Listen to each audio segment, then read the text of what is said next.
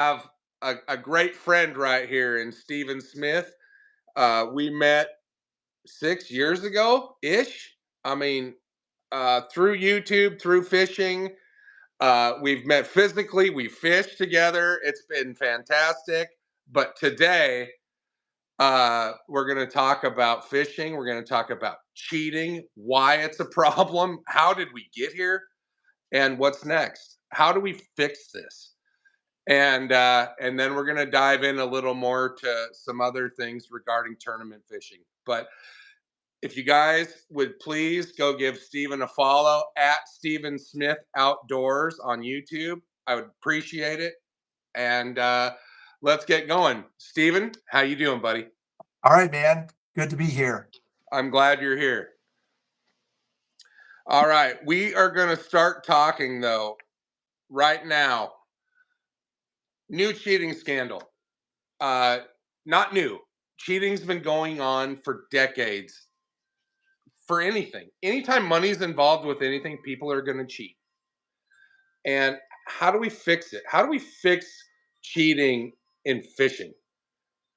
Um, because obviously morals and ethics are out the window now. So how do we prove it? Besides a polygraph, I think good people could fail a polygraph, honestly.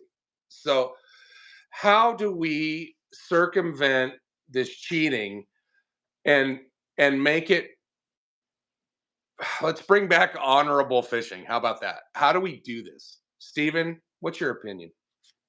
Well, I mean, yeah, I mean, whether it be weights and fish or this guy had a basket, tied to a buoy or whatever else. I mean, your statement on that morals and ethics are out the window. I think that I want to disagree with that somewhat in the sense that I think the vast majority are straight up honest, and the only competition really is with yourself. So, these guys when they want to cheat. They eventually get caught, then that causes their whole history of anything that they've ever done to be called into question. So, I think that how do we fix it? That's a good question. I mean, clearly, in a sport in which a lot of you guys are alone while you're doing what you're doing, the only thing that I can come up with right now, aside from the polygraphs, and you're right, again, good people and honest people can fail a polygraph because it's open to interpretation, right? And cameras, straight up cameras. We've talked about this before. Yeah, cameras can fail, but if it's in a fashion in which it's set up, I think to where it can't be tampered with or whatever. Even when it goes out, you're not going to know, and so that's another just another piece of the puzzle per se. And if it comes to the expense of well, how much cameras cost, and if we have to set up boats with cameras or people have to bring their own cameras or whatever else, it's just like any other expense. I think that if you want to participate, you'll find a way to figure out how to get a camera that's acceptable on your boat if that's what it takes. And unfortunately, that may be what it takes. I mean, in a perfect world, we would think that everybody was honest and straight up and doing what they were supposed to do, and we wouldn't have to call anything into question. But clearly, time after time, it's only a matter of time until the next person gets exposed for doing things that they shouldn't have been doing. Exactly, and it's a shame that the sport has gotten to a point where the morals and ethics are out the window, and checks and balances. We have tournament organizations that try to quell that by having a co-angler, or they'll have at the higher levels you'll have an official on the boat. Right. Uh, Great, but not every Joe Smith organization with 25 boats on the weekend can't afford this. So Right. this is it's a grassroots thing, right? To fix this at the lowest level. Now, this Curtis Sanders, this guy that got caught cheating, the last guy a few days ago, this was a charity event. Okay, Even so worse. I mean, that's even um, worse. That's and even worse. apparently, and not allegedly. I shouldn't say. I don't even have to say allegedly because the guy admitted it. This is all knowledge. I'm not Right. making anything up. I'm not adding to the story, but he admittedly tied these fish up and said, "Oh yeah, I was going to donate all the money I made this year back to charity." A bullshit. Like, there's Yeah. come on, man. You you went out and you fished a buoy that you tied fish up to, and people had already known this and caught you red-handed, and Right. now you're going to donate the money. So that's a funny thing because clearly, he knew what he was doing because he had already had a response, of what he was actually, you've got it wrong. This is really what I was going to do. I was going to, I was going to even be better person than the average guy because I was going to donate it all back. Which, yeah, I smell BS on that one for sure. Which again is just like, oh man, what can you do? I mean, people who are going to do it, even with cameras, any of these things, I still feel that a cheater's going to always cheat. I mean, I don't know. It's a, what can be done? I don't know. Well, at some point, this guy got comfortable enough to make this decision. So it tells me that this ain't his first rodeo. Like, how Probably many not. That's people, and the point of this is, this guy, what's he wearing, Steven? In the picture, like, yeah. me and you So both have some reason to be ashamed of this. right, But and what's he wearing in the picture? sure, and you're referring to the nitro boats. He's He's loaded with nitro gear. Like, right. it makes nitro Well, owners look like scumbags well, inadvertently. yes and no, because again, I, I don't buy into the guilt by association so much on this because, if he had been wearing any other stuff, I mean, it's not necessarily a representation in my mind of the company or the things that he represents. And to drag that through the mud for what this guy did as an individual, I don't agree with at all. But yeah, it's unfortunate that he happened to have the nitro stuff on him. Yeah, for sure. See, I think his name should be drugged through the mud. Well, his name, but not nitro Oh or no, it's just a and stuff bad like that. photo op. Right, right. It Yeah, sucks for Nitro owners sure, and Bass Pro Shop. sure. Johnny Morris is probably like, great. I This is mean, if you great. go through it and you look at This is it, great. if you go back and look through horrible mug shots of people who commit heinous crimes, we can't hold Nike accountable if they happen to be wearing a Nike shirt, so. Fair enough. That great example. Look, what should happen to these people? I see Jeff McCain. He indicates that you should lose your license forever. Yeah, absolutely. Yeah, it should be severe. And here we've discussed this again with most oftentimes when these things happen, they don't seem to escalate to the court system. Well, in the case of the walleye cheaters that time, it actually did go to court. And I think that charges should be filed absolutely. And you go through all that stuff because that's really the only just taking someone's fishing license or banning them, that's not enough. That's just the tip of the iceberg, in my opinion. So I know you hate comparisons. We've spoken at great length about this, but cheating, I've played in more charity golf events than I care to admit. I mean, we're talking hundreds, if not more. There's cheating in every one of them. Every single one of them. Should those people be locked up? Uh, Charity golf event. What's the well, difference? hey, I'm going to be honest with you. I don't know enough about golf to know what constitutes cheating per se. Well, lying Yeah, on the scorecard. If you say you got a 4 and you take a 3, you have cheated. Like, and point sure. being, even these charity golf events have prizes associated to them Well, in then value. There's hey, value there. Like, dude, I've won then, some golf tournaments that paid $1,000 worth of stuff. That's a right. lot of money. Sure, and you know what I'll say yes, they should be prosecuted because if you're going to participate in said tournament of any kind, that should be in the paperwork that as something you're signing off to acknowledging the rules, that if you get busted, then these are the forms in which you could be subject to. So yeah, sure, why not? I I agree. I have seen it firsthand and it's disgusting. I mean, you're there to raise money for a cause and you're worried about winning. That's the first problem, in my opinion, is you're not there for the right reason. If Right, you're for there sure. because you think winning the charity event is gonna make you a better fisherman, you're a clown. Like, that's not why you're there. You're there to raise money for the people and have a good time. You want to go fish, uh, you know, sanctioned events and go do that. That that's a different mentality. But Mhm. I think when you go to these charity events, that's not why you're there to win. You're there to have a good time and help people. That's my opinion. Right.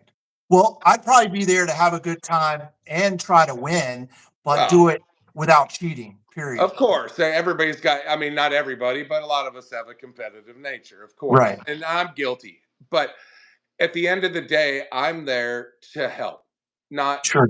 not to hurt the cause by creating a scandal of cheating. Now, the, think of what's happened to this. This could help this group. They might end up getting donations because of this scandal, which is a shame. Like, it should have never had a negative connotation. I think it was a fundraiser for a guy with stage 4 cancer. So, uh, terrible, terrible. There's a spotlight on a fundraiser for this. It's terrible. Sure. And like you say, how do we fix it? We go back to cameras on every boat. There's organizations that put co-anglers in boats. MLF. If you want to fish the MLF lower circuits from the BFLs on up, they put you with a co-angler. I think all the way to the top. I'm not sure about the elites. I don't think so. But everything up to the opens, I think they have co-anglers, right? I I I really don't know what I they don't do. either. I can't afford to fish those. Right. So, hey, that's a good segue, right? Like, how do we, as working class folks, join those ranks of the elite fishing at the cost that they are now? How do we do that? Well, everyone's going to have a different opinion when it comes to how to navigate the financial burden per se of what it takes to fish. Uh, I can only use my own plan or what I've tried to do to break into fishing at the age that I'm at, and that was, you know, build up a fund to do it before I even got into it.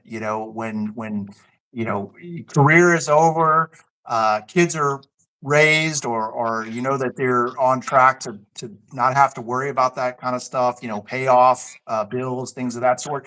And basically, what I'm saying is have the disposable income prior to venturing into something like that. Now, if you're talking about, well, what about those that are maybe younger and they still want to do it? You know it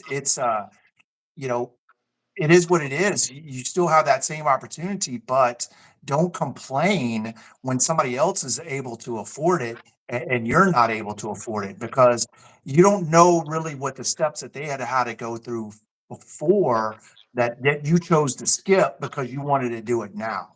So that's pretty much what I say about that.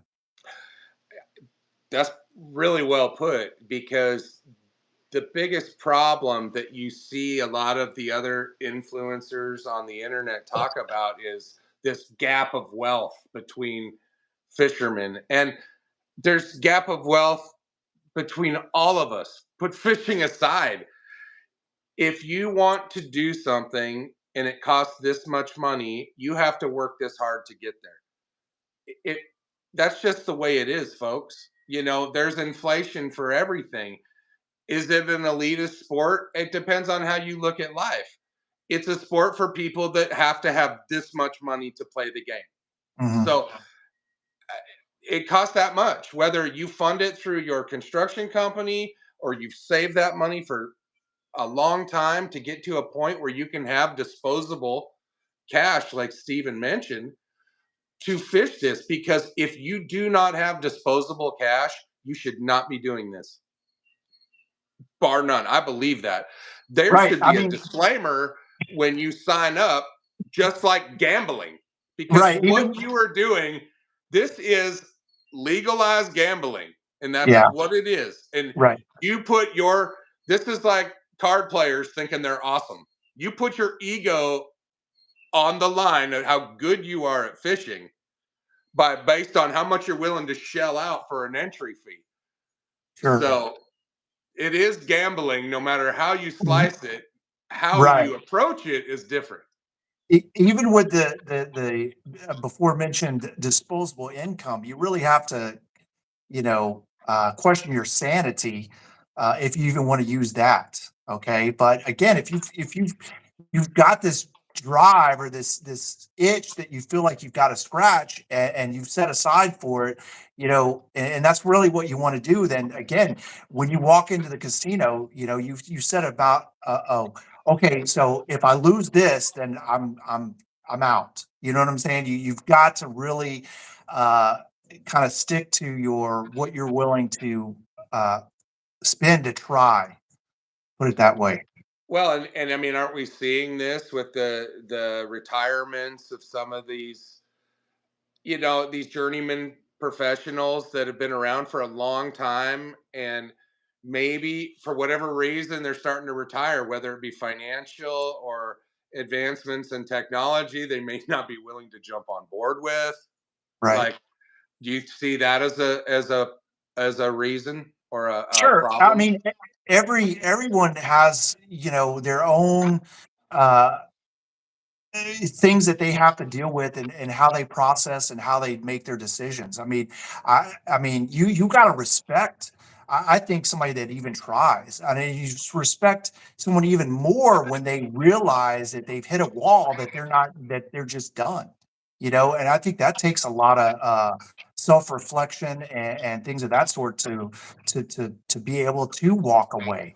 It probably takes just as much to start something as it does to walk away. I think by the time you're there, the walking away, it becomes a drug, like, in a Maybe sense. so, And maybe it's so, but impossible to walk away until your wife is walking out the door. And then you're like, oh, wait a minute. But it, I think that the fishing culture, once you're immersed in it and you're immersed in that tournament lifestyle, because there's a giant difference, you guys. If you are a fun fisherman and that's what you've done your whole life, it's maybe go explore different places, and or you just have your same pond in the neighborhood you like to go throw around a lure in. The minute that you get into tournament fishing, no matter what level, I believe your mentality changes a little bit, where the focus becomes on, it's more practice, it's you have purpose. So you're, every time I go to the lake now, I'm practicing with purpose. I'm not just going out there to throw it around unless I'm looking for walleyes or crappies. But right. when I go fishing now, it's to either learn a new technique or sharpen a technique. And that, for me anyway, is how it worked. And I'm an overly competitive person like you. Well, I mean, I'm a rationally competitive person. I if that's even can be definable. So, I know that, we have varying, experience between you and I. You've been doing the tournament stuff, or have been, experimenting with that for far longer than I have. It wasn't until recently, that I've actually, taken a few steps into trying to see, what I can do in this, and, by joining a club, bass club, and things of that sort. So I'm still learning a lot. It wasn't, I fished my very first quote unquote tournament, and that was one that you had hosted, back when we had the same boats and things of that sort.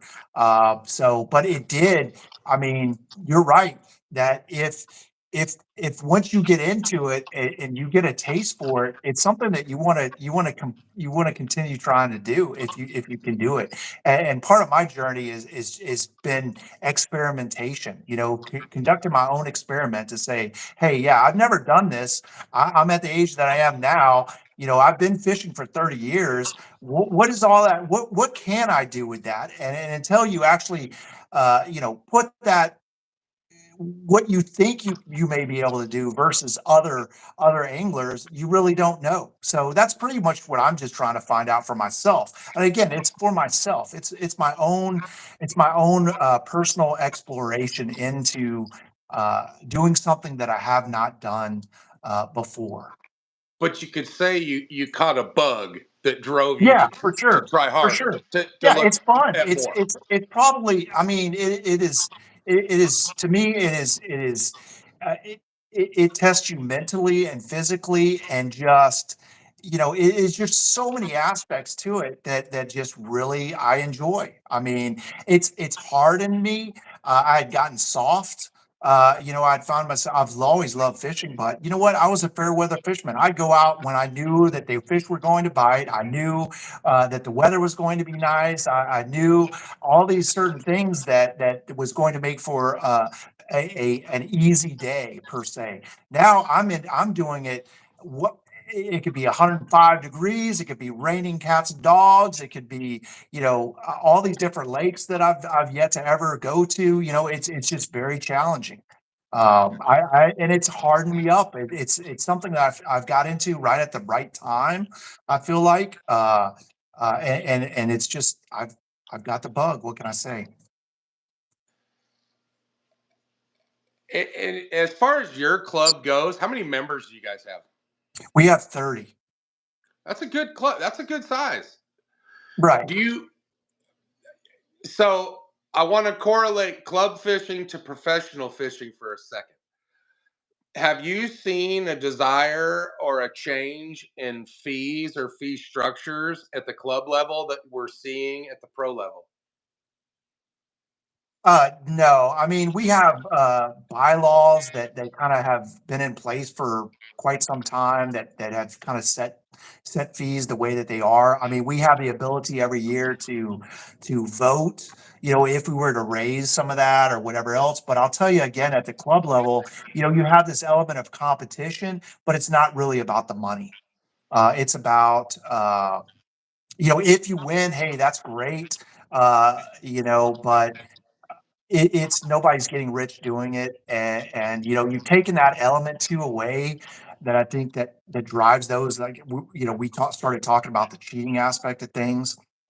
Nobody's cheating for the pots that we have. I mean, if they do, I can't imagine it, but it would be so silly. I mean, it would be even worse than cheating for a thing like this guy did. I mean, we just really don't have to. I would think again. I don't know because I'm not on the boat with you, but I really feel in my heart and soul that these guys are all straight up.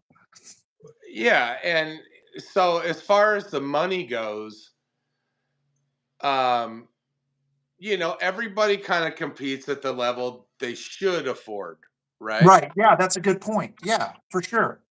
So I I'm just an electrician, you guys. I'm just a common folk guy. I work at an amusement park. If you ever at Silver Dollar City, look me up. I'll eat lunch with you. I'll take you to lunch. But the the deal is I can't afford to go follow the open trail. If you have 50 to 70 grand that's burning a hole in your pocket, go play. I would.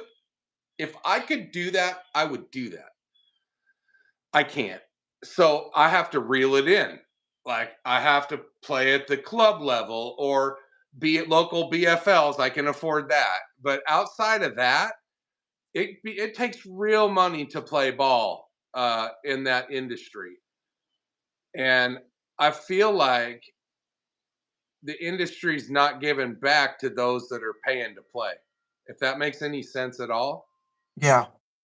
Well, I mean, it's a hot subject. I mean, that's when people start talking about it at the pro level. That's kind of one of the big things that seems to come up is it's not exactly the risk reward that it should.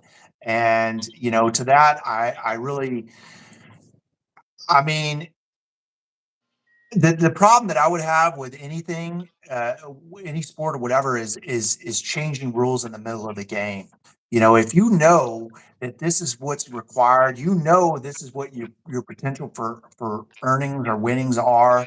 If you know all these things ahead of time, then you can't come back and complain later that, hey, I should have got this or I should have got that. You knew what it was when you got into it, and I know that that's hard for some people to do, is accept personal responsibility for their decisions and for their actions. But I think that as a level that needs to be explored more than just projecting out, this should have been that way, or that should be this way, or this. But I get also too that they're trying to reform, and elevate the sport. And how do you do that? I mean, Steve there's got to Miller be. said it right. He's got it right here. He says pros have to learn to brand their name. If Sure. Right. branding by so you're a YouTuber, no matter how small or big, we're little tiny fish in this pond. Right. So if you want to succeed in social media or in maybe a sport that doesn't get the love that other sports get when it comes to branding and promotion and deals, sponsorship branding deals that pay enough where you don't have to worry about money. The Well, deal is always be branding, like whatever you're doing. And I'm wearing other people's crap right now, and in branding for Johnny Morris right here. I mean, I will never get rid of that poster, by the way. Changed my sure. life. But like, this is my buddy's bar in Linwood, Washington, the Moonshine Barbecue joint on 196. If you're in Seattle, go eat there and say Mark sent you. I don't get paid. He's my Right. buddy. Seattle Junior Hockey, right? Right. This is a hockey organization that one of my brothers runs, part of the business side of things, Ian. And dude, these guys give me this stuff. I wear it. I don't get paid. I don't get asked. But these guys on the pro tour, okay, they get handed hats that say Nitro or Basscat or whatever. They're up there pimping these $100,000 boats they're driving around in, but they're not getting the $100,000 from those companies for wearing those hats or Sure. those clothes. In fact, a big misnomer in bass fishing is that these guys own their boats. The majority of these guys don't own anything. A handful get free boats every year.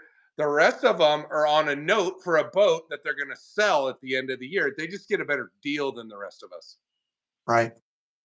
Everybody else below that is buying a boat and selling it within a year or two, where they hit that sweet spot where they're not losing a ass load of money so they can step into another one. Or you have people like me that I have a 2018 that I don't, it still looks like the 2024. Not much has changed. The graphics on the motor, Hmm. okay? But if the sport's going to evolve, Steve Miller's right. These dudes at the highest level have got to figure out how to rebrand and reinvent the wheel on how to make it sexy again. And I Well, believe that. And I'm not so talking about the fishing as a whole. I'm right. talking about if you want to elevate and catapult where you can Sure. justify these purses, you have to create personas. Well, you know this as well as I do. When you first get into YouTube, or shortly thereafter, or even continuing, you'll get emails. You'll get people that want to advertise on your channel, or they want to send you stuff that you can, boat cleaning stuff, or this, that. It doesn't matter what it is. You have to be, and then again, this is just my own personal philosophy. Is like you got to be able to say that you don't want it. If you're that desperate from the get-go that you have to take these things, then you've kind of made the bed for yourself. Because if you take these guys that say, well, they're marketing, or they're showing off this $100,000 boat, but yet they don't own it and they only get to borrow it for a while. Again, that's their choices to make. Ideally, the way that you would fix that, and you would demand a better deal per se, is to say you buy your own boat and you black it out. You completely black out everything, and you are who you are.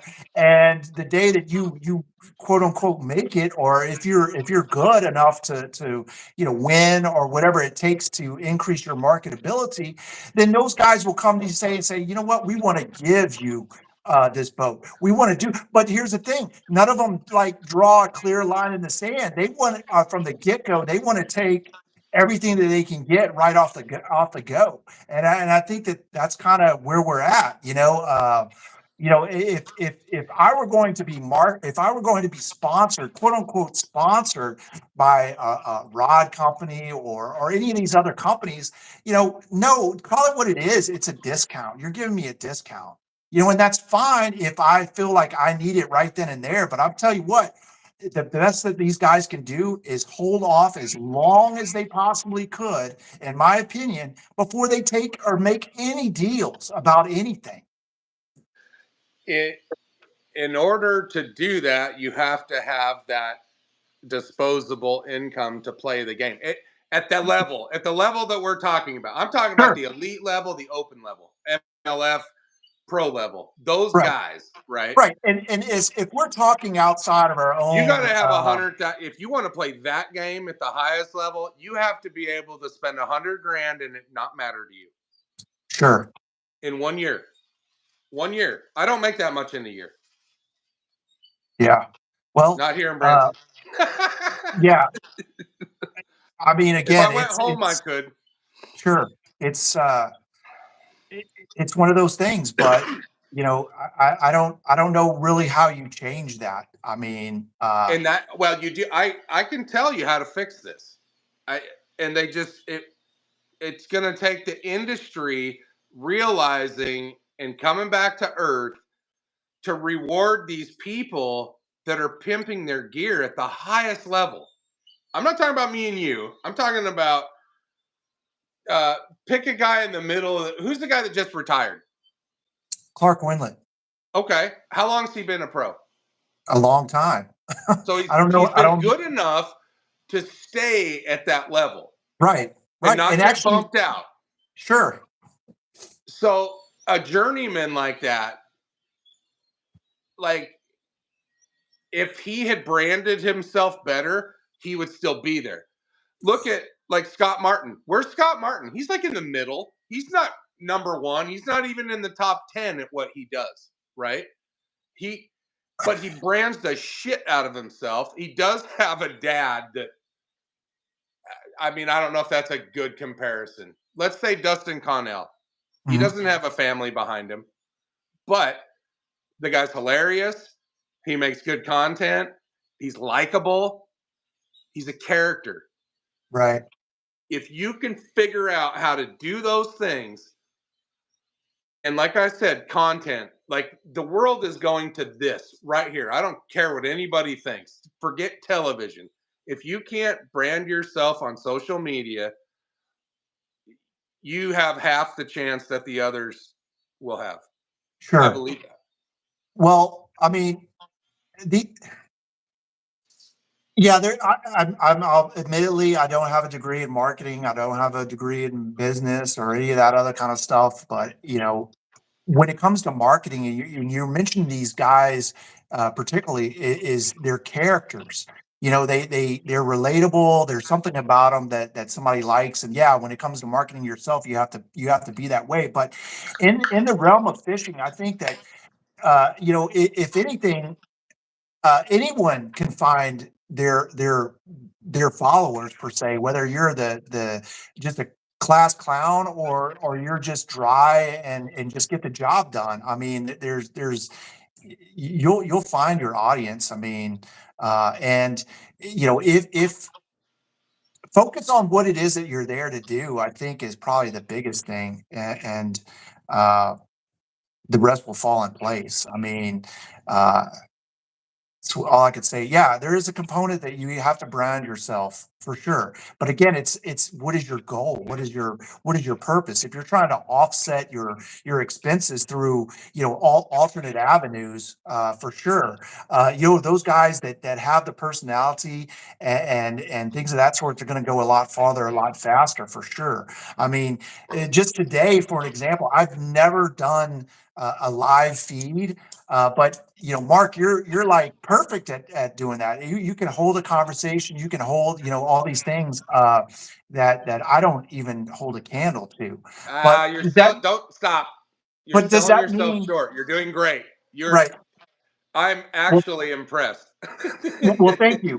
But again, I you know you're giving everyone the same opportunity, right? Anybody can pick up a camera, anybody can do these things and see where it goes. But yeah, I mean, it would be good to have a certain marketability or an image or all these things that help you connect with those people who are going to support uh, through viewership and stuff like that when you get to higher levels, for sure, for sure.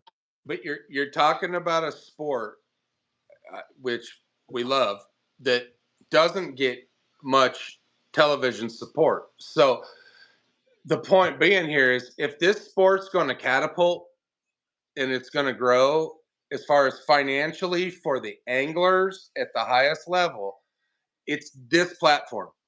It's not. I'm not saying YouTube per se, but it's social media is the driver, because that's what people are watching now. So the companies Right. that But oversee this are gravitating towards influence. Look at Matt Robertson. The dude is like the duck call guys. He They love him. People love him. But he's not your prototype, right? That mm, dude wants to drink beer and party. Sex sells. Just saying. well, and then again with this whole, trying to market yourself, and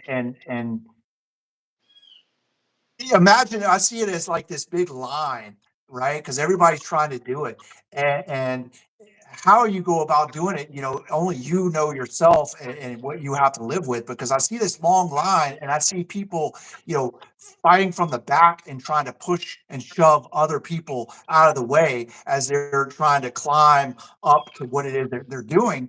And the way I see that happening is that the focus so much on and particularly now again with professional fishing is because everything it has gotten into drama. Like everything is a complaint.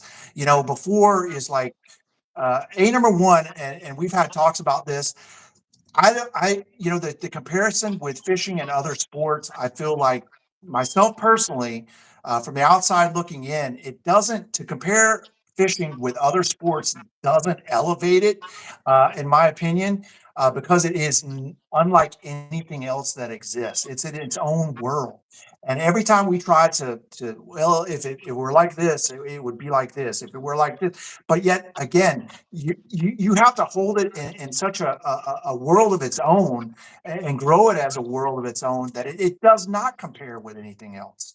Right, Uh, but how do you take it? How do you take that philosophy, like it's its own entity, and sell it to the casual guy on the couch? How do you get him to change channels from golf or football or baseball and go, "Fuck, let's watch fishing today"? How about well, that? Okay, so so hold on. In my opinion, how you're going to do this, if you really want people to pay attention, you have to have focus like golf does on the production value. Okay, meaning if you have a 60 boat field, you have got to figure out a way to be able to have eyes on 60 boats, whether it means you have 60 chase boats or you have 30 chase boats with a drone that you can navigate. You can be around. The problem with fishing is the expanse. because once those boats disappear, it's like, well, where'd they go? If you want to sell this to dude at home, you got to be able to somehow make him have a fan base. It's like NASCAR. It's NASCAR is a great example. People go left all day long. All day long, they watch people make left turns, but Yeah. it's right in front of you. I mean, and that's the comparison I draw. It's right in front of you. How do Right. you put bass fishing right in front of you? You do this by chase boats and drones, and Right. it's ungodly expensive. So, how do we do this? We need help from the industry that generates more revenue than any other sport. So, you're right. In one sense, uh, fishing is its own entity because it generates more revenue than any. We lost your audio.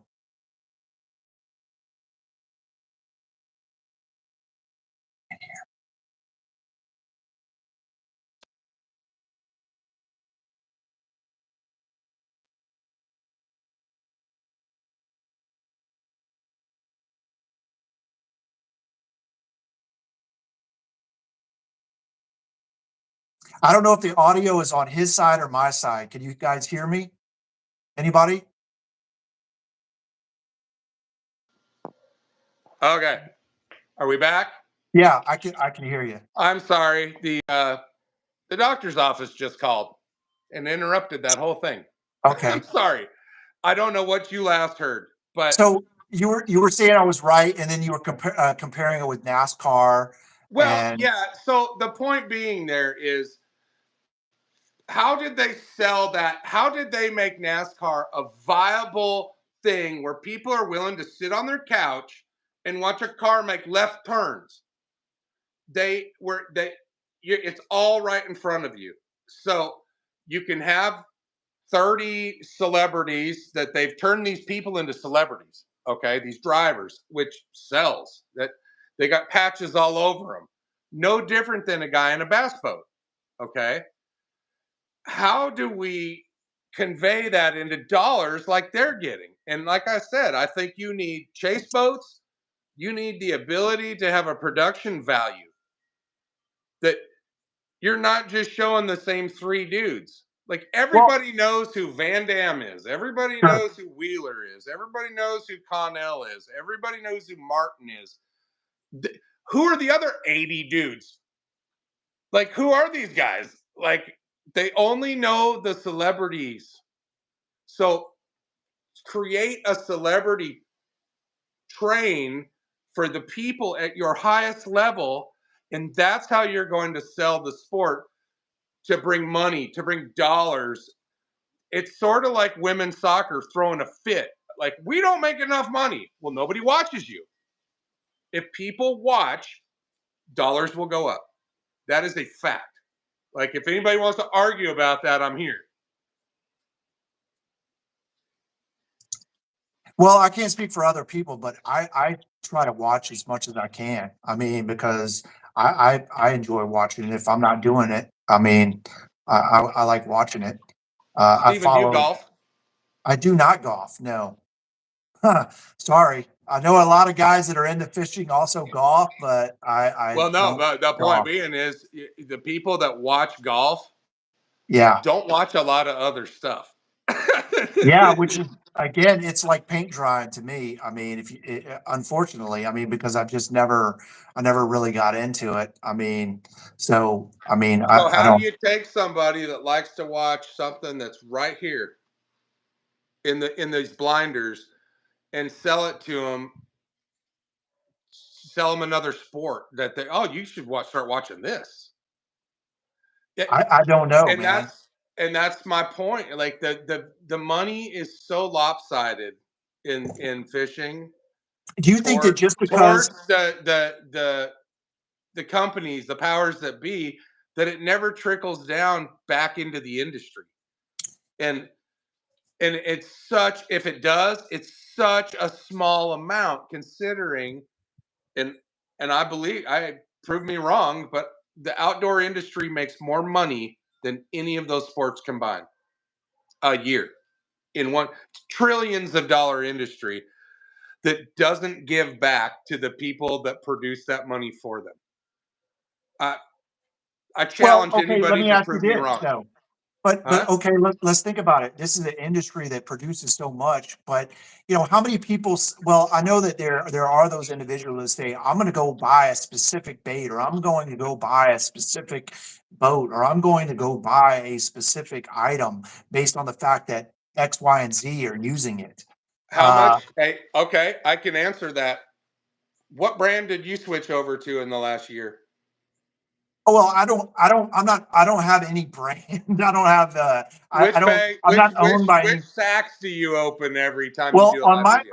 I've highlighted at a choice because this is again what I put on my channel is my own, again, I'm conducting I do my own experimentation with all kinds of brands, but I've chosen to highlight a Sixth Sense. Uh, Because why? because why?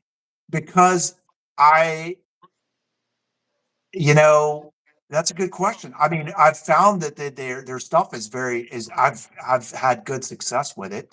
But at the end of the day, I mean, I could pick up any. I use all kinds of different things. Uh, Again, it's just my own personal choice at the time to make that Well, leap. they probably Uh, offer a and product that's and durable. it wasn't necessarily about who's using it. It's just I found it easy to deal with them directly on their own websites, and they gave pretty reasonable deals, as well as some of the channels that I follow myself personally offer discounts for it. So I mean, I did that, yeah, for sure. So What do yeah, we call I'm this? Is marketing. I, It's right. creative marketing. I can and have been marketed to. So yeah, for sure. We I all are. mean, Every right. one of us are.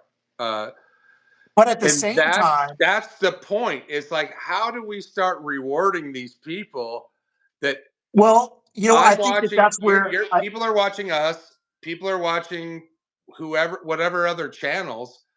And sure. these people, the only real money they're making for sure is the YouTube, Google AdSense money. That is a sure thing. If you're monetized, you're seeing that revenue stream. Everything else is a maybe.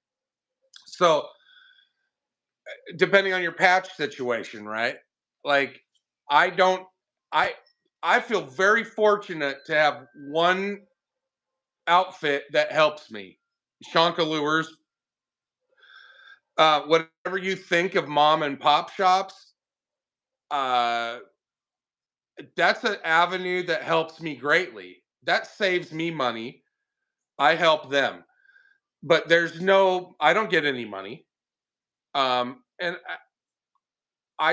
I know that when I call these people and I need a certain thing, they'll make it for me. Like Right. right now, there are pros that do not have that. I'm Right. telling Well, you I'd right also now. point out too, I would also take the opportunity to point out that these are people that you know personally. Okay. But And, I and didn't know them. Now hold on. Before this happened, I did not. right. But you So do now, and it is a great company. And they are trying to do, I've got, I've dealt with Steve there during your tournaments and stuff like that, bought stuff online. Yeah, they have good stuff, and it's cool that they have the ability to customize what it is that you want, and all these things.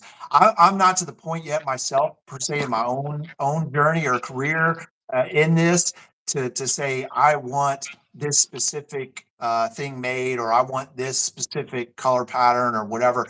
I'm pretty generic, really, and that I'm able to find most of everything that I do or use just on the shelf, well, and if those let's types of be things. real, look at the designs I make. Tell me they're not generic. I haven't done well. There's one. Well, I have one that's not generic, but it's the baby blue and orange. I'll tell you one thing that has been, and it's fascinating by the fishing industry, as big as it is that their ability to sell you things that you do not need. That's something that Ah, we nobody yay! wants to talk about, but let's be honest, that is a big component. of how it operates, and things of that sort. Like, they'll come up with something new, but basically it's a dust off of something that was out 30 years ago. I mean, but those who enter in to the sport or enter into the realm of bait and tackle and these things, to them it is new, right? So I mean, that's just a generational thing. You And you're know, right. Dude, before I was 20 years old, okay? 20. I had like 3 fishing poles. I had a steelhead rod and I had a couple Fenwick spinning rods. Okay? Like Eagle $50 rods. Guess what? I could catch anything with those rods. Anything. I'd go saltwater fishing. I'd go trout fishing. I'd go all over Washington State. Those poles could handle whatever I gave them, including a 6-foot sand shark. But how did I get to 3 rods? Okay. To filling an entire coffin full of rods on my boat. Why do I feel the need to do that? Well, well, oh my I don't God. know Well, why you you got to do it. have 4 rods with the same lure tied on just in case one breaks off, and you don't have to waste that 3 minutes of tying a new one on. You can pick it up and just go. And that's the difference Tournament between. fishing breeds this mentality. Right. Well, and again, that's the difference between regular fishing versus tournament fishing, right? Because you're all about efficiency. You're all about, you only have X amount of time. You want to do those things, and yeah, I mean, you're right. I have more rods than I'll probably ever need, reels that I'll ever need. And how did they do that to us? Well, Marketing. how did they do it to Oh, you us? got to have a jig rod. You got to have a They, jerkbait rod. You got to have I'm a. gonna say they didn't do it to us. I did it to myself. Yeah, You it's a know, choice. We all have a right, choice to go into that store. We right, all- right. but at the end of the day, we're also marketable. Like people Sure. can whisper, and and that's how it got to where we're at. I'm a realist. I don't collect a bunch of stuff. Pretty Hmm. much everything I have has a use. I don't just buy stuff because I need 9 of them in case one breaks. I'll like wait until it falls apart and then I'll buy another one. But where we're at now with fishing, like how they're selling us a new Ned rig. Like the Ned rig disappeared. It's not even cool anymore. Hmm. Half that Ned rig gear is always half off now at the store, if you've ever noticed. That was going to change the industry. The only lure I think that came along in the last 30 years that really changed the industry is the Cinco. Go watch these pros. Go watch they're throwing the same things. They're throwing either a wacky rig or a Texas rig Cinco, some sort of a bait they can see on their live scope, whether it be a minnow or a swim bait of some kind, and anything like that. All of the other stuff is kind of slid away. But now people want to say, well, the fish are used to this now. Well, I don't believe that, because are you telling me that the fish that are 8 years old, they might know that, but the fish that are 5 years or 4 years old or 3 years old that don't know anything about these baits, like, you know what I'm talking about, right? Well, I'm saying that if you think that you can just own one type of bait and think that you're going to be successful, I think that is, you've got to have a little bit of everything. Each has its own place. Again, I wasn't, you know, uh, it was said that tackle companies and whatnot were going out of business because of the lack of, selling uh, the cornerstone type of lures and stuff like that, and everything was transitioning to more forward facing sonar and stuff like that. I mean, for those of you, whoever believes that, you look at your own stuff and see what it is that you have and what you've bought.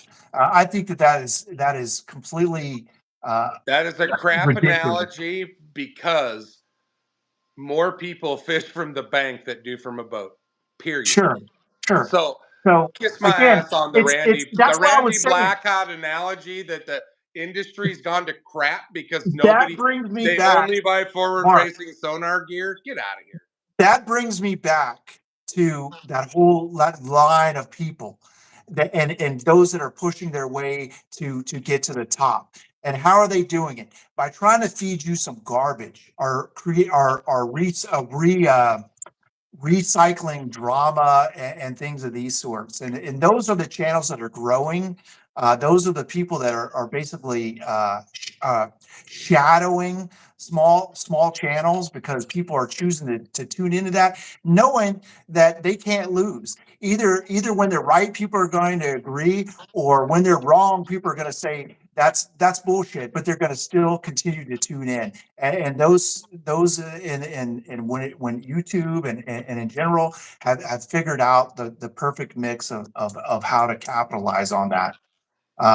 Maybe that's a little tangent off track, but No, you I know, think again, it's in line with all of that.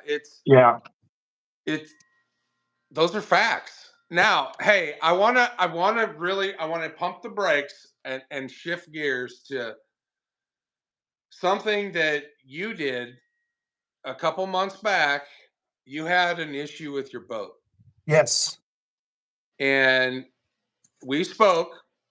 Okay, right, I'm not. I think I'm gonna word this enough where I'm not gonna step on you and make you mad. But okay, sure. We're all you friends you here. had an issue with your boat, and you went as far as like anybody else that's now tournament angling and in a Mhm. big hurry. Like, oh shit, I got a tournament coming up. What am I gonna do? I might buy a new boat. Uh, I want to talk about what happened. You went down and you put money on a Triton boat. Yes. Uh-huh. Can you talk about just the model of the boat? I don't want to talk about the deal. Right. Just Well, what boat so did you put the money down on? I was going to get a 18 TRX, and the reasons for what that, were that we tried it out. It still fit in the garage. That's a big thing for me. I'm not going to pay boat storage, and again, as I get into this, I realize the burdens that other people have when it comes to storing their boat and how much that costs and all these things. I'm trying to do again. I'm conducting experiment. How far can I go spending the least amount of money are being reasonable about it, and maybe those that kind of tune in will kind of, if they follow along, will kind of figure out, well, hey, maybe that's something I could do to offset this expense or that expense. And I did go out and buy like you did. You got a used boat. We got something that we felt like we could do. I made a conscious effort when I went into this that I was going to buy a used boat. I could have got a new boat from the get go. Could have very Sure. easily done that, but I chose not to. Again, because you know I don't want to give a. I'm going to have a somewhat of a wrap up when I get done with this about things, and I don't want to give everything away, but I wanted to do this in a way that was as economical as possible, but and in the way that I've done things, it has presented itself very much that way. It has increased the challenge of it because, again, there's certain outlets to when if you want to get into fishing and as far as you want to go, there are proving grounds. There are certain levels that you can test yourself at before you even, you know, take a hit off the big crack pipe and say I'm going to do this professionally. And that's where I've tried to start out and what I've tried to do. Right. So yeah, I had a problem with the boat. I didn't know again what exactly that problem was. All I could think about was, what am I going to do if I don't have a boat for this tournament? Because again, part of that experiment that I'm conducting is I want to make every single tournament. I mean, and so I wanted to make that as possible as I could. So I go in there, put money down, blah blah blah, and yes, things didn't. And you know what? It was a blessing in disguise. To be honest with you, I'm actually glad that I did not turn out and get a new boat. because I didn't have to. Mine was able to get fixed, and it was relatively inexpensive for that fix. So, Walk me through though. You put money down, you pick out mhm. your boat, and then days later they tell you, "Sorry, we can't It was do that." about 2 weeks. About 2 weeks later, they called me and says that, "Hey, wait a minute, it's actually gonna cost you more than what we did the invoice for." And like, I mean, I saw your video. The Mhm. justification was we just can't do that. Pretty much that was, well, they tried to, they said, "Well, what you've done is that you've actually ordered a, 25, and we changed everything over in July, and we mistakenly did not put your price as a 25. However, everything that was used to calculate what the price of this boat was going to be was right there on the internet, or right there in the pricing that we used at the time to put the boat together." So, And what that month was a was this? mistake.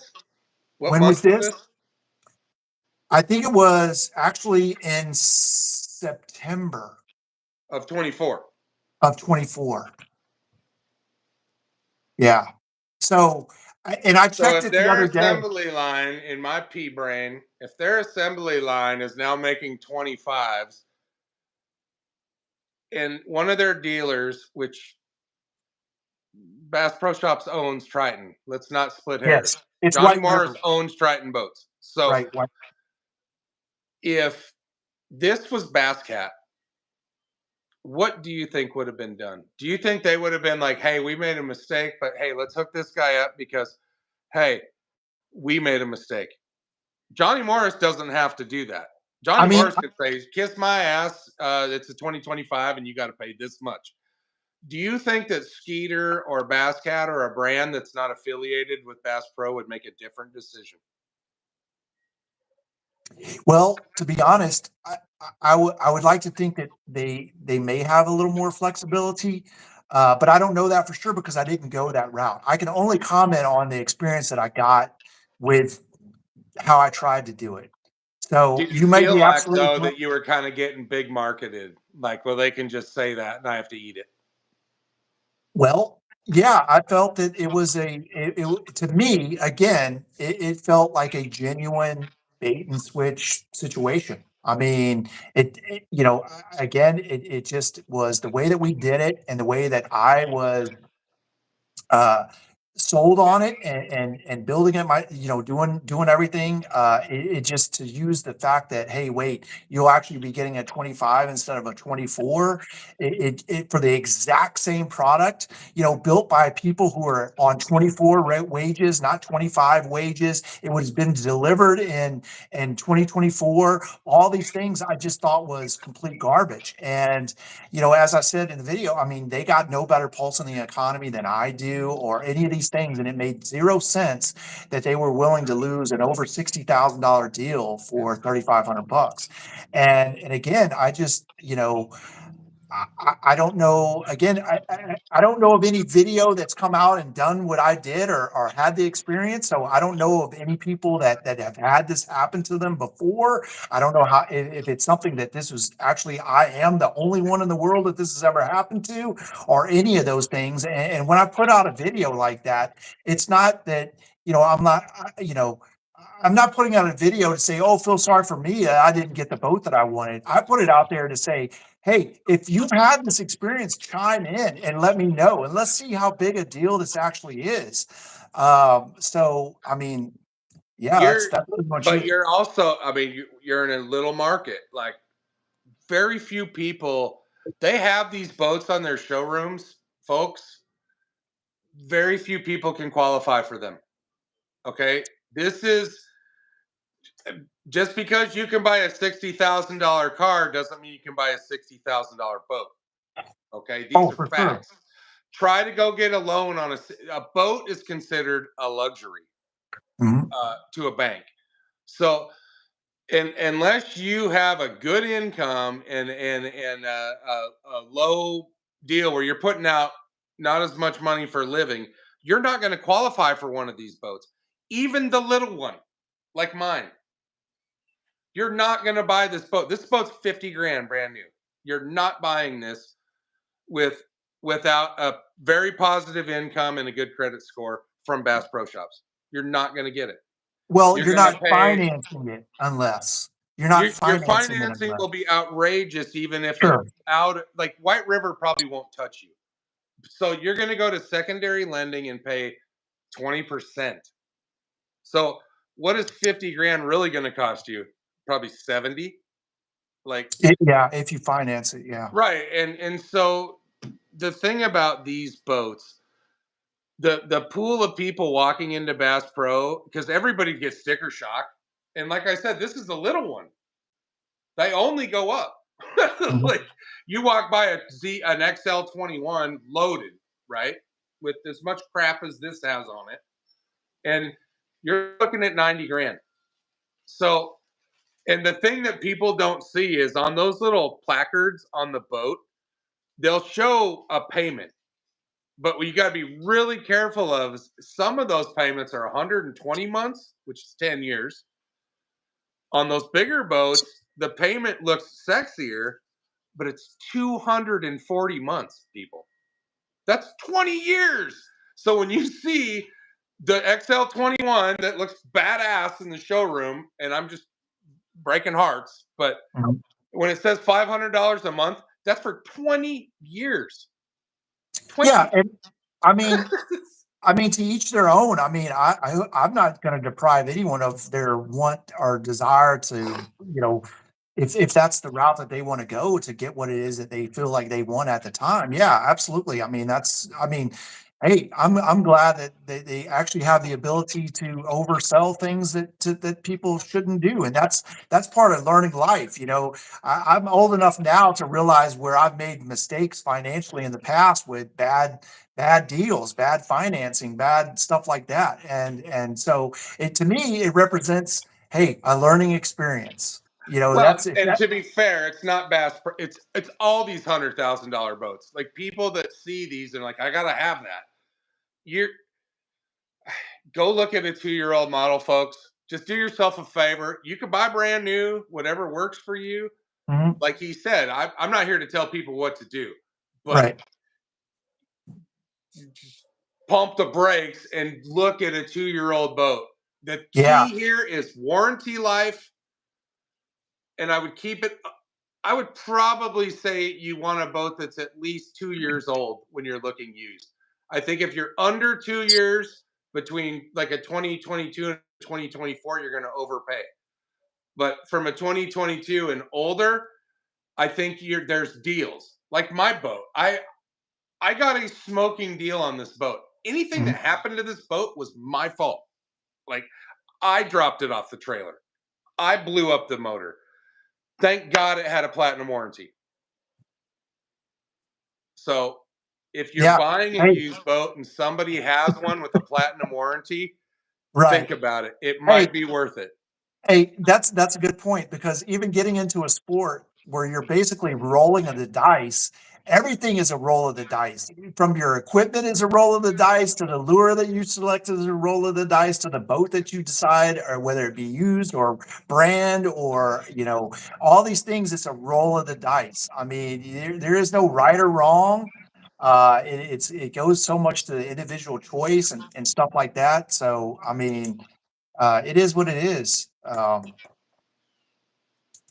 Yeah. So, I again, we connected because we both got in on that heritage deal, which was fantastic at the time, and at that time I had not had a boat, and I've had many boats over the years, but at that particular juncture when that came out, I had been without a boat probably for at least 10 or 15 years, and when that came out, I was like, man, this is like, dude, this is a boat for a weekend in Vegas. How can you go wrong?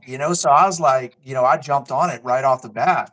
And little did I know what kind of, that boat at that time, represented a certain thing for you, and it also represented a certain thing for me. It represented getting into something that I had to lay down for a long time because other things came first. and it has been a prelude into where and what I'm trying to do now. So it was historic in many ways for a lot of different people. Yeah, for me, I mean, clearly that uh, I'd always been on the back. I would always been a co-angler in Mhm. tournaments, and I'm like, I, I'm not even going to get into co-angler stories. That's Right. another. We can do that some other day. But I wanted to control my experience fishing, and that was the cheapest way to do it. Like when that happened, and honestly, I mean, everybody kind of knows the story, the backstory, but um, I bought that. You bought that. A bunch, thousands of people bought this, and Mhm. it changed their trajectory on whatever they were going to do. Uh, this boat was like a Volkswagen bus culture for a minute. It really was. Like, I can't even explain it. Like, I got very fortunate by even talking about it. That gave me a little bit of a platform to be relevant. And it for me, it was about me getting on the water, controlling my fishing experience. I wasn't even thinking about tournaments when I bought this boat. Right. Neither I was was I. thinking about Neither I'm was going to I. go fish where I want to because Right. my Yeah. boater would take me Yeah. where he wanted to. Sure. Like, Neither was I. I never factored into my decision. My decision was I could literally go in there and guilt free and just buy a boat. And so that's what I did. And still, to be honest, I mean, I think at least for me, so at the time, surely everyone's very familiar with your history, your channel and stuff. But me as a viewer at that time, what resonated to me was your wanting to take that boat and do so many different things with it, and I connected with that because again, even though I had the boat, I still wasn't in a place in my career and family and stuff like that to where I could take off and do those same experiences. So I think myself as well as other viewers got to live a little bit vicariously through Mark Blackstock, as he trucked across the country and into these various places with your boat, and then later on getting into these tournament things. And I know myself, and I think a lot of other viewers who were following you at the time, dude, we saw you fish the opens. We wanted the best. I mean, we wanted to see you take that boat to and just really show those guys, hey, what you can do in a smaller boat. And those boats are still fantastic. They're still selling a lot of them. They are a gateway into fishing wherever, whatever you want to do with them. And so they're still fantastic. I know a lot of your viewers and everyone still has them, and I would still have mine.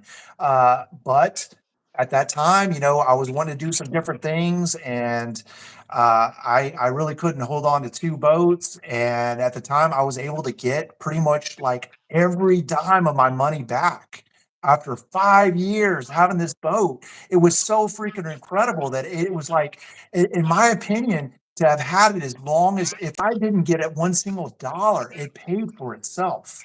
And how do you get people into fishing? You continue to offer deals like that because Bass Pro could have their boating department, their boating world or whatever have you. They should still have like an entry.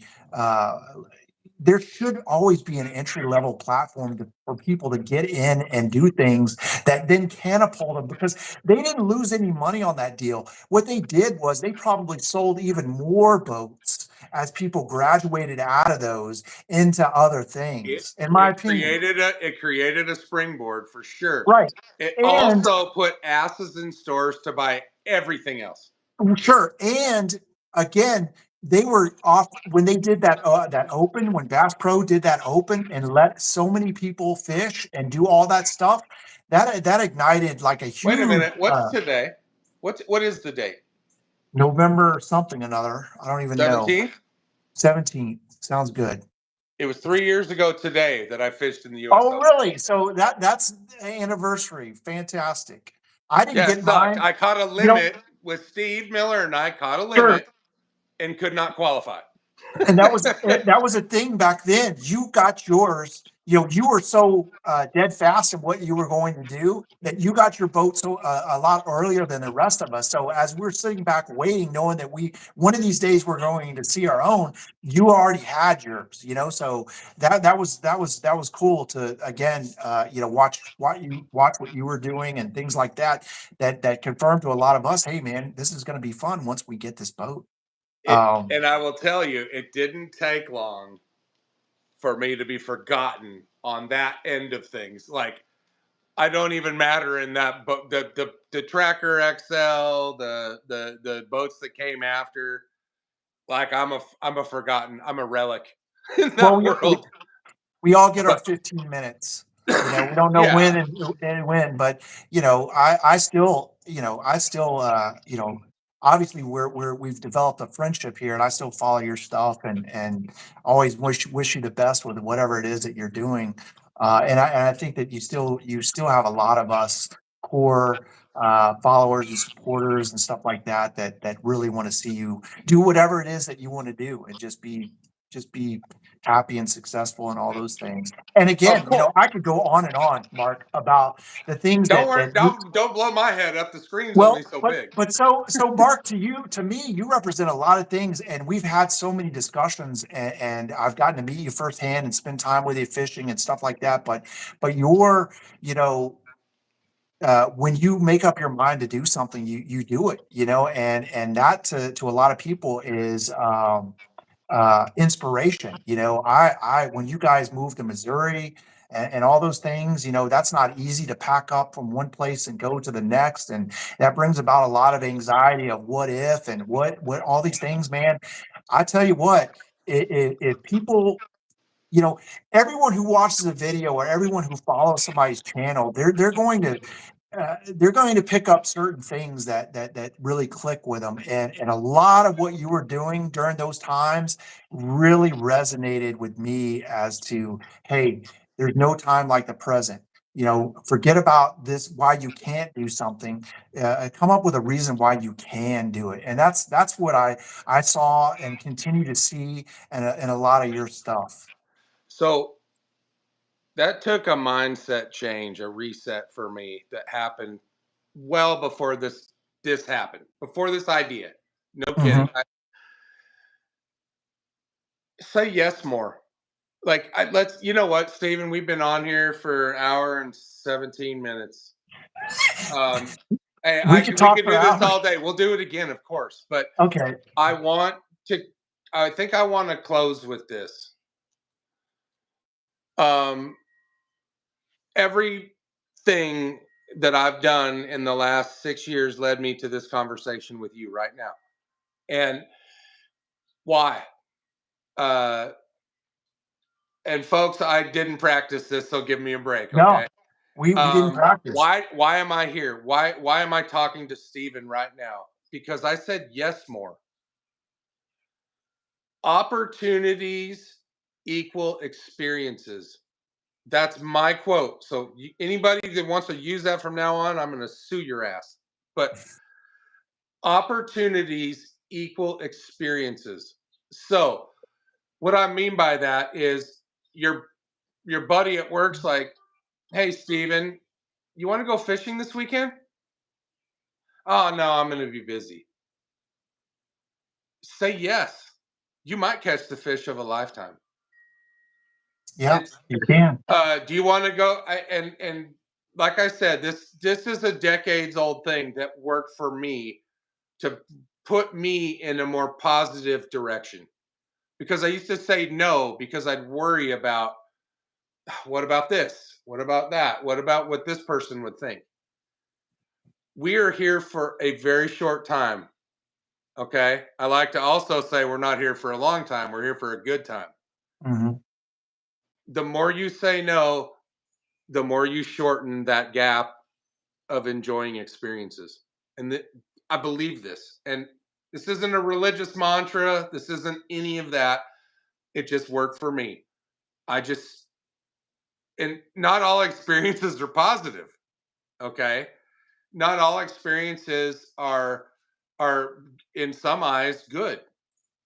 but the more you have, the more knowledge you have. I believe this. And I've gone out with people I never would associate on another plane. It doesn't matter who you are. I I want to experience everything and everybody because I've learned by doing this, I've had the most amazing experiences. I, bar none. I, and I want to end with that. I want to thank uh, many times over Stephen Smith at Stephen Smith Outdoors, at Stephen Smith Outdoors on YouTube. Please look him up. He offers a very good look at fishing, the branding as well that he supports, his boat. If you guys want to know anything about a really cool mount for the front end of a Nitro Z17 or any Nitro, probably with that same Well, uh, older plate, stuff. um, go to his channel, and he's gonna be back. I hope. I hope I didn't. I hope I didn't blow this up the first time that we've done this live. And he'll still talk to me when we're done. I hope. Sure. But again, at Stephen Smith Outdoors on YouTube.